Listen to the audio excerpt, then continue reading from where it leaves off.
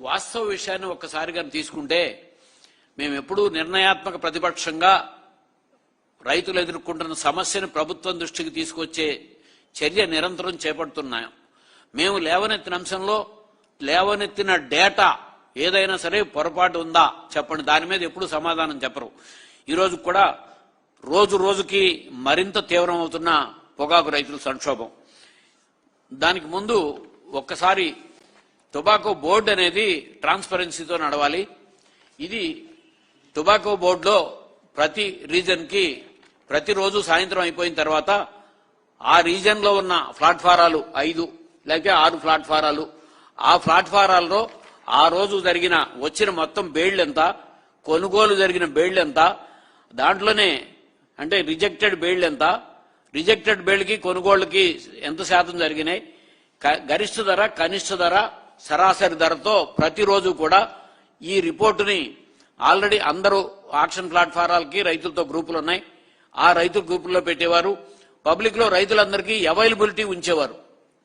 అంటే ఇది ట్రాన్స్పరెన్సీ కోసం మళ్ళా రెండో రోజో లేకపోతే 2 రోజుల తర్వాత తను టొబాకో బోర్డులోకి బేళ్లు పెట్టుకోవాలనుకున్న వ్యక్తికి తన దగ్గరున్న క్వాలిటీ ధర ఎట్లా ఉంది, లేదు తను 2 రోజులు పోస్ట్ పోన్ చేసుకుందాం అనుకుంటాడా, ఇది తెలియటం కోసం పెట్టేవారు. ఇది రైతులకి ఇది 10 సంవత్సరాల నుంచి జరుగుతున్న ప్రక్రియ. కానీ సడన్ గా మరి 10 రోజుల నుంచో మరి 12 రోజుల నుంచో నాకు తెలియదు, ఎక్కడికి వెళ్ళినా ఈ రిపోర్ట్ అనేది దొరకట్లా. రైతులను ఏంటని అడిగితే కంప్లీట్ గా అసలు ఆ రిపోర్టు మాకెవరికి కూడా పెట్టట్లేదండి, మరి వాళ్ళ వెబ్సైట్ లో ఏముంటుందో తెలియదు, వెబ్సైట్ లో కూడా కనిపించట్లేదు. అంటే ట్రాన్స్పరెన్సీ అనేది ఒక ప్రభుత్వ యంత్రాంగం ఎప్పుడు కూడా కేంద్ర ప్రభుత్వ యాజమాన్యంలోని బోర్డు టొబాకో బోర్డు. ఒకవైపు కేంద్ర ప్రభుత్వం ఏమో పాలన పారదర్శకంగా ఉండాలి, ట్రాన్స్పరెన్సీతో ఉండాలని మాట్లాడుతోంది. ఆ యాజమాన్యంలోని బోర్డు ఇప్పుడు ఇది 10 రోజుల నుంచి ఈ రిపోర్టు మీ వెబ్సైట్ లో నుంచి తీసేసి రైతులకు అందుబాటు లేకుండా చేయటం అనేది ఏమి పారదర్శకత ఇది? అంటే గత సంవత్సరాలుగా లేకపోతే ఈ మొదలైన తర్వాత ప్రతిరోజు పడిపోతున్న ధర అంటే యాజ్ పర్ వివరాల ప్రకారం అథెంటిక్ గా రైతుల దగ్గర ఉంటది అని చెప్పి మీరు చేస్తున్న ప్రక్రియగా రైతులందరూ కూడా దీన్ని అనుమానిస్తున్నారు.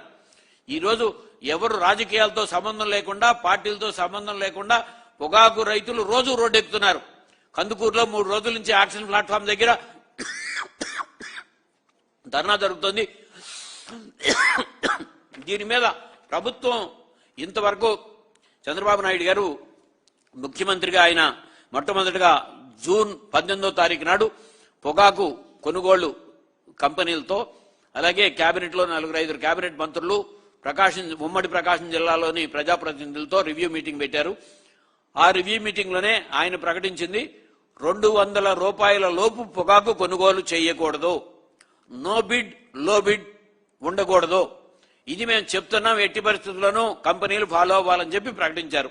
ఇది అన్ని మీడియాలోనూ వచ్చింది. ఆ తర్వాత కూడా చూస్తే మళ్ళీ సరాసరి ధర మరింత పడిపోతూనే ఉంది. అన్ని వేలం కేంద్రాల్లోనూ దక్షిణాది వేలం కేంద్రాలన్నీ 200 రూపాయల లోపే సరాసరి ధర జరుగుతూ ఉంది. ఆ తర్వాత మళ్ళీ జూలై 8వ తారీఖు నాడు మళ్ళీ సెకండ్ మీటింగ్ చంద్రబాబు నాయుడు గారే ముఖ్యమంత్రిగా పెట్టారు. మళ్ళీ సేమ్ ఆ మీటింగ్ లో కూడా కొనుగోలు కంపెనీలు, కేబినెట్ మంత్రులు, ప్రజాప్రతినిధులు అందరూ ఉండగా మళ్ళీ సేమ్ ప్రకటన చేశారు. అయినా సరే మరింకా ధర పడిపోతానే ఉంది.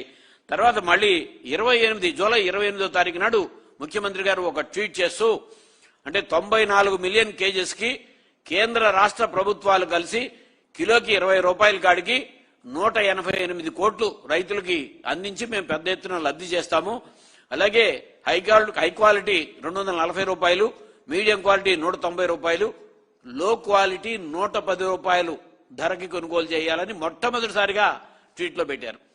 కానీ ఏ ఆక్షన్ ప్లాట్ఫారంలోనైనా దక్షిణాది ఆక్షన్ ప్లాట్ఫారాల్లో కనిష్ట ధర 160 రూపాయలు, ఉత్తరాది ప్లాట్ఫారాల్లో 165 రూపాయలు. ఇవి నిన్న మొన్న 160 కూడా వచ్చింది. జరుగుతూ ఉంటే మీరు 110 రూపాయలకి మళ్ళీ దాంట్లో పెట్టారు అంటే కంపెనీలను ఇంకా తగ్గించి కొనుక్కోమనా? ఇది రైతాంగానికి ఇదా జరిగే న్యాయం? సో ఇది ఒక్కసారి ఏం జరిగిందో చూసుకుంటే ఇప్పుడు మళ్ళీ నిన్న కేంద్ర మంత్రి గారు అంటే ప్రతి ఆక్షన్ బేరంకి 50,000 రూపాయలు 2 సంవత్సరాలు వడ్డీ లేని రుణం ఇస్తాం, దీనికి 250 కోట్లు పెద్ద ఎత్తున కేటాయించామని చెప్పి చాలా పెద్ద ఎత్తున ప్రకటన. దాని మీద ఒక సోషల్ మీడియాలో కూడా ఆయన పేరుతో ఒక సైడ్ పెద్ద ఎత్తున సర్క్యులేషన్ పెట్టారు.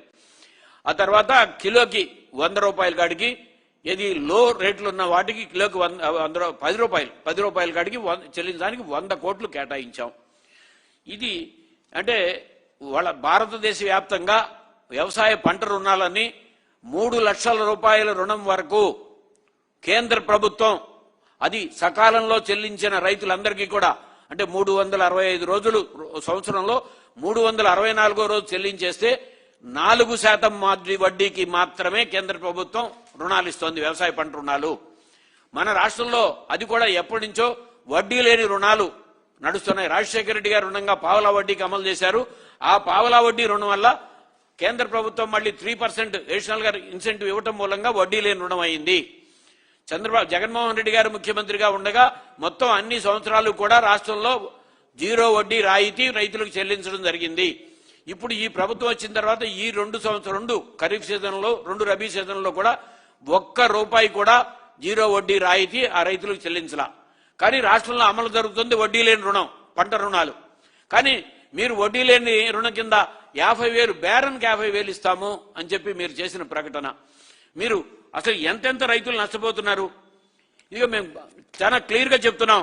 2023-24 మార్కెటింగ్ సీజన్లో టొబాకో బోర్డు బేరన్ ఆక్షన్ ప్లాట్ఫారాల్లో అమ్మిన పొగాకు మొత్తం సరాసరి ధర ₹288.65. ఇదే 2024-25 మార్కెటింగ్ సీజన్ మొత్తం అమ్మిన సరాసరి ధర 240 మిలియన్ కేజీస్ అమ్మారు ఆక్షన్ ప్లాట్ఫారాల్లో, ₹248.66. ఇది నిన్న మొన్న 1 తారీఖు నాటికి రాష్ట్రంలో 105 రోజులు అమ్మకం రోజులు అయినాయి, ఆక్షన్ రోజులు. ఈ 105 రోజుల్లో 47.39 మిలియన్ కేజెస్ మాత్రమే అమ్మకం జరిగింది. దీని సరాసరి ధర ₹214.19. అంటే మీ రిపోర్టుల ప్రకారమే, పొగాకో బోర్డు అధికారిక డేటా ప్రకారమే రైతులు గత సంవత్సరం నుంచి ఇప్పటికి అమ్మిన దాంట్లో ₹40 కిలోకి నష్టపోయారు. గత సంవత్సరం నుంచి ఈ సంవత్సరానికి పెరిగిన ఉత్పత్తి వ్యయం రైతులు కిలోకి ₹20 పెరిగిందంటున్నారు. కనీసం ₹15 తీసుకుంటే కూడా ₹55 కిలోకి రైతులు మొత్తం ఈ సంవత్సరం ఉత్పత్తి అయిన 232 మిలియన్ కేజెస్ కి నష్టపోతున్నారు.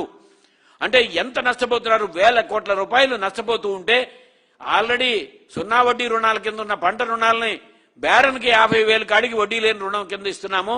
ఇది రైతులకి పెద్ద ఎత్తున చేశాము. అంటే భారతదేశంలో వ్యవసాయ పంట రుణాలు ఎన్ని లక్షల కోట్లు ఇస్తున్నారు బ్యాంకులన్నీ కలిపి? బ్యాంకులు 9% వడ్డీకి, ఇది ఇందిరాగాంధీ గారి ప్రధానమంత్రిగా ఇందిరాగాంధీ గారి పుణ్యం, బ్యాంకులు జాతీయీకరణ చేసి ప్రయారిటీ సెక్టార్ కి ఎట్టి పరిస్థితులను కూడా 17% లోన్లు ఇచ్చి తీరాలి, దాంట్లో కూడా వ్యవసాయ పంట రుణాలు ఇంత పర్సెంటేజ్ ఇవ్వాలి అని చెప్పి ఆ రోజు 11% వడ్డీకి తీర్మానం జరిగితే వాజ్పేయి గారు ప్రధానమంత్రిగా ఉండగా 11% నుంచి 9% తీసుకొచ్చారు. మళ్ళీ తర్వాత మన్మోహన్ సింగ్ గారు ఉండగా 9 నుంచి 7% వచ్చింది. మళ్ళీ మన్మోహన్ సింగ్ గారు ప్రధానమంత్రిగా ఉండగానే 7%లో 3% రాయితీ ఇచ్చి 4% వచ్చింది. ఈ 4 కూడా మన రాష్ట్రంలో 0 వడ్డీకి అమలు జరుగుతోంది. అంటే 1,000 కోట్లు 0 వడ్డీకి రైతాంగానికి రాష్ట్రంలో అమలు జరుగుతూ ఉంటే మీరేదో బేరన్కి 50,000 కాడికి 250 కోట్లు మేము పెద్ద ఎత్తున ఇచ్చామని చేస్తున్న ప్రకటన రైతుల ఆత్మాభిమానాన్ని కించపరిచేటట్టుగా ఉంది. తర్వాత ఇందాక కిలోకి ₹50 నష్టపోతూ ఉంటే, అంటే లో గ్రేడ్కి మాత్రం కిలోకి ₹10 కాడికి మేము ఇస్తున్నాము. దీనికి కేంద్ర ప్రభుత్వం 100 కోట్లు కేటాయించింది. అంటే సుమారుగా ఈ 2 సంవత్సరాల్లో ఈ 2 సీజన్లో 2024-25, 25-26, 23-24 మార్కెటింగ్ సీజన్లో బోర్డులో అమ్మిన సరాసరి ధరతో పోలిస్తేనే 3,000 కోట్లు పైగా రైతాంగం, పొగాకు రైతాంగం నష్టపోతూ ఉంటే మీరేదో 100 కోట్లు ఇచ్చి రైతులను ఆదుకుంటాం, దాన్ని ఎవరైనా యాక్సెప్ట్ చేశారా? రైతులు కోరుతున్నదేంటి? మార్కెట్ ని ఎంటర్ చేసి మార్కెట్ ద్వారాగా కొనుగోలు చేయించడం మొదలు పెడితే ముఖ్యమంత్రి గారు ప్రకటించిన కనీస ధర ₹200, అలాగే లో బిడ్ నో బిడ్ అన్ని కూడా ₹200 కొనుగోలు చేస్తే మార్కెట్లో పోటీ వచ్చి ఆటోమేటిక్ గా యావరేజ్ ధర పెరుగుతుంది. కనీసం మేము తక్కువ నష్టాలతో బయటపడతాము అని చెప్పి రైతులు కోరుతుంది. ఇదిగో ఈ 1 తారీఖు నాడు రిపోర్ట్ కూడా దక్షిణాది వేలం కేంద్రాలు మొత్తం అన్ని వేలం కేంద్రాల్లోనూ కూడా సరాసరి ధర ₹200 లోపే ఉంది. దక్షిణాది నల్ల నేలల్లో సరాసరి ధర ₹182, ₹187.2. దక్షిణాది ఈ తేలిక నేలల్లో ₹196.46. అదే మొత్తం సరాసరి దక్షిణాది నెలల్లో 187 రూపాయల 20 పైసలు ఉంది. అంటే మొత్తం దక్షిణాది నెలల తెలుగు నెల అన్ని 11 వేలం కేంద్రాల్లోనూ సరాసరి అమ్మకం ధర 187 రూపాయలు 20 పైసలు. అంటే ఇంత సరాసరి ధర 187 రూపాయలు 20 పైసలకు పడిపోయి ఉంటే మీరేదో రైతులకి ఏదో మరమరాలు ఇస్తున్నాం లేకపోతే పప్పులు ఇస్తున్నాం అన్నట్టుగా మాట్లాడటం ఇది చాలా బాధాకరం. ఇది వాస్తవానికి రైతాంగం ఎదుర్కొంటున్న సమస్యకి ఇది చాలా దూరంగా ఉంది. దీని మీద దృష్టి పెట్టకుండా ఇదిగో ఇప్పుడు నేను చెప్పింది కేంద్ర మంత్రి గారితో మీరు చేస్తే నిజంగానే రైతులకు చేసింది వాళ్ళు చేసిందే దీని మీద పెట్టారు. ఇది చూసే రైతులకి మరింత బాధ కలుగుతుంది. మేము నష్టపోతుంది ఎంత, నష్టపోయిందంటో వాళ్ళు ఇస్తామని చెప్తుంది ఎంత. ఇదిగో బ్రైట్ పొగాకు ధర ఇందాక పొరపాటు నేను 240 రూపాయలు చెప్పాను. నేను బ్రైట్ పొగాకు ధర 230 రూపాయలు, మీడియం ధర 190 రూపాయలు, లో గ్రేడ్ ధర 110 రూపాయలు, హాఫ్ స్టైల్ 130 రూపాయలు. మరి ముఖ్యమంత్రి గారు చెప్పింది ఏంటి? 200 రూపాయల లోపు అసలు పొగాకు కొనుగోలు జరగకూడదు అని చెప్పి 2 సార్లు రివ్యూ మీటింగ్ లో చెప్పారు. దానికి దీనికి ఏమన్నా పొంతనుందా? ఇదా రైతులకు ఉపయోగపడే కార్యక్రమం? ఇదా పొగాకు రైతులకు చేసిన లబ్ధి? ఈరోజు ఇప్పటికీ కూడా ముఖ్యమంత్రి గారి ప్రకటన తర్వాత కానీ అనేక సార్లు రాష్ట్ర కేబినెట్ మంత్రులు దక్షిణాది ప్లాట్ఫారాలకు వెళ్లారు. వెళ్ళిన తర్వాత కానీ అక్కడేమన్నా వాళ్ళకి ఏమన్నా లబ్ధి జరిగిందా? ఇప్పుడు కూడా నేను చెప్తున్న ప్రతి అంశము కూడా ఇది పొగాకు బోర్డు ఆక్షన్ ప్లాట్ఫారాల్లో పడిపోతున్న ధర. ఏప్రిల్లో మొదలైన ఆక్షన్ దగ్గర నుంచి ప్రతిరోజు పొగాకు ఆక్షన్ ధరలో ధర పడిపోతా ఉంటే సో జగన్మోహన్ రెడ్డి గారు ఎప్పుడైతే విజిట్ చేస్తారో మిర్చి ఆడ దగ్గర నుంచి మొదలై జగన్మోహన్ రెడ్డి గారు విజిట్కి వెళ్ళగానే అప్పుడు మేల్కోవడం జరుగుతుంది. అప్పుడు ఏదో కేంద్ర ప్రభుత్వానికి లేఖలు రాశాము లేకపోతే అనేది. అట్లాగే ట్రేడర్లు కూడా డెఫినెట్ గా ఆయన వస్తున్నారు అనగానే ఆ డిఫరెన్స్ ఆ 4 రోజులు 5 రోజుల్లో డెఫినెట్ గా డిఫరెన్స్ తెలుస్తుంది.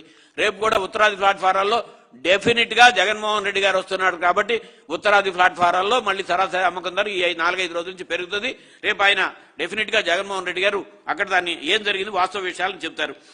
అదే టైంలో అది కాకుండా గత సంవత్సరం ఈ 47.39 మిలియన్ కేజెస్ గత సంవత్సరం అదే టన్నేజ్ అదే మిలియన్ కేజెస్ తీసుకుంటే సరాసరిన 61 రూపాయలు అంటే 46 రూపాయలు. ఇందాక నేను చెప్పిన 40 రూపాయల కంటే కూడా ఆ వెయిట్ తీసుకుంటే 46 రూపాయలు నష్టపోయారు.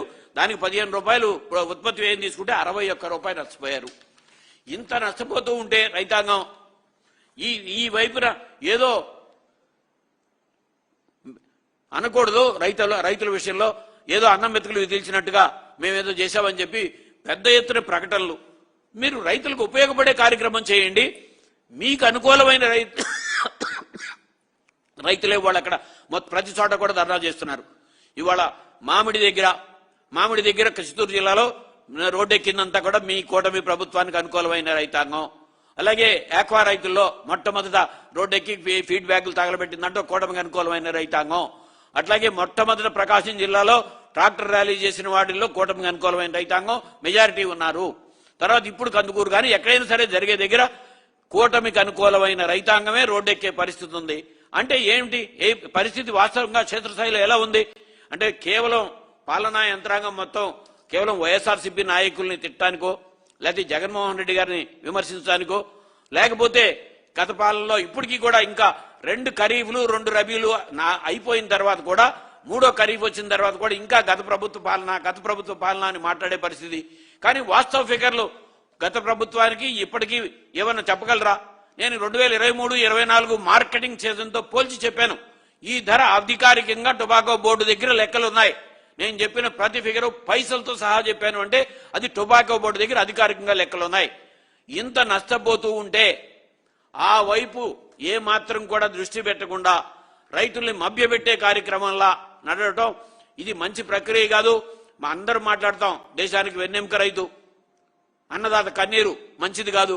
కానీ ఇవన్నీ ఏమిటి? ఇవన్నీ కన్నీరు పెట్టే పరిస్థితి కాకుండా ఒక బేరన్కి కిలోకి మీరు బేరన్కి 36 క్వింటాలు మీరు ఇచ్చిన పర్మిషన్ 36 క్వింటాలకి లెక్కేసుకుంటే కూడా కిలోకి ఇప్పుడు వచ్చిన లెక్క 60 రూపాయల కాడికి ఎంత నష్టపోయారో చెప్పండి. ఇది అధికారికంగా మీ డేటాలో చెప్తుంది కదా. దానిలో నుంచి రైతులు ఏం కోరుతున్నారో దాని మీద లేకుండా ఏదో ప్రచారార్భాటాలుగా చేసే కార్యక్రమం వద్దు. ఇప్పటికైనా సరే మీరు వాస్తవమైన పరిస్థితి తీసుకోండి, రైతులు ఏం చెప్తున్నారో తీసుకోండి, రైతులు ఏది కోరుతున్నారో అది న్యాయమైన ప్రక్రియగా వాళ్ళు కోరుతున్నారు, ఆ వైపు నడవమని చెప్పి ప్రభుత్వానికి విజ్ఞప్తి చేస్తున్నాను. రేపు జగన్మోహన్ రెడ్డి గారు వెళ్ళిన తర్వాత కూడా జగన్మోహన్ రెడ్డి గారిని కేవలం విమర్శించడానికి కొంతమంది ఈ మీడియాలోకి వచ్చేస్తారు. మీరు ఎట్లాగో ఆ కార్యక్రమం జరుగుతుంది, దాని గురించి మేము ప్రజల కోసం పనిచేస్తున్నాం, రైతుల కోసం పనిచేస్తున్నాం, నిర్మాణాత్మక ప్రతిపక్షంగా పనిచేస్తున్నాం. ప్రతిపక్ష బాధ్యతగా రైతుల సమస్యల్ని ప్రభుత్వం దృష్టికి తీసుకురావడానికే జగన్మోహన్ రెడ్డి గారు వెళ్తోంది. జగన్మోహన్ రెడ్డి గారు వెళ్తే అక్కడికి మీడియా మొత్తం వస్తుంది. మీడియా ద్వారాగా ఆ రైతులు ఏం మాట్లాడారో వాస్తవంగా వాళ్ళ వాయిస్ బయటకు వస్తుంది. అది అప్పుడు చూసైనా సరే వాస్తవ పరిస్థితుల్ని పరిగణలోకి తీసుకుని రైతుకు న్యాయం జరిగే ప్రక్రియ తీసుకోమని చెప్పి ప్రభుత్వానికి విజ్ఞప్తి చేస్తున్నాను.